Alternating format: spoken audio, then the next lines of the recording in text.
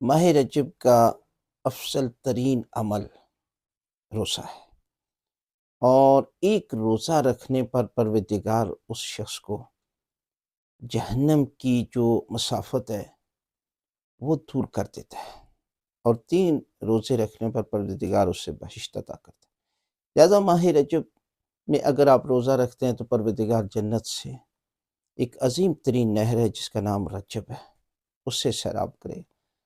اور ماہ رجب میں افضل ترین روزہ وہ 27ویں رجب کا روزہ ہے۔ اس روزے کے متعلق فرمایا کہ پروردگار اسے 70 سال کے روزوں کا اجر و ثواب عطا کرے گا کہ جو بندہ اس دن روزہ رکھتا ہے۔ لہذا آپ تیاری میں رہیں، ماہ رجب بھی جا رہا ہے، اور اس دن کا روزہ رکھیں۔ اس رات 27ویں رجب کی رات کا اجر و ثواب اعمال انجام دینے کا بہت زیادہ ہے۔ انشاءاللہ اس پر ویڈیو بنائیں گے، لیکن آپ اس عمل کو اپنے ذہن میں نوٹ کر لیں کہ ہم نے 27 رجب کو روزہ رکھنا ہے۔